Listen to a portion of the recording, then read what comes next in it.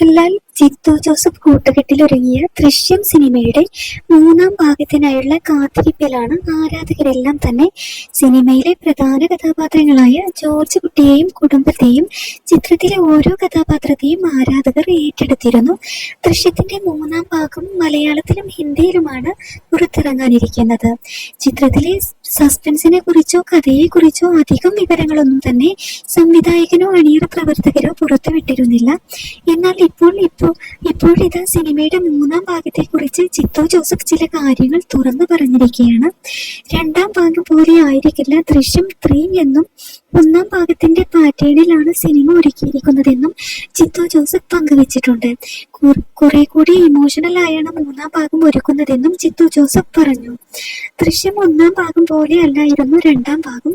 ഇനി രണ്ടാം ഭാഗം പോലെയേ അല്ല മൂന്നാം ഭാഗം വരുന്നത്. കുറച്ചുകൂടി ഇമോഷണൽ ആയിരിക്കും മൂന്നാം ഭാഗം.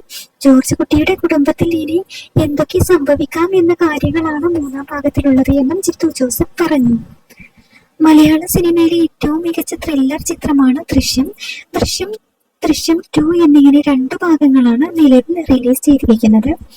മോഹൻലാലിനെ നായകനാക്കി ജിത്തു ജോസഫ് സംവിധാനം ചെയ്ത ദൃശ്യം തിയേറ്ററുകളിൽ വലിയ സ്വീകാര്യത നേടിയപ്പോൾ കോവിഡ് കാലത്ത് OTT റിലീസായി എത്തിയ ദൃശ്യം 2 മികച്ച പ്രതികരണമാണ് സ്വന്തമാക്കിയത്. ദൃശ്യം മൂന്നാം ഭാഗത്തിന്റെ ചിത്രീകരണം ഇപ്പോൾ പൂർത്തിയായിരിക്കുകയാണ്.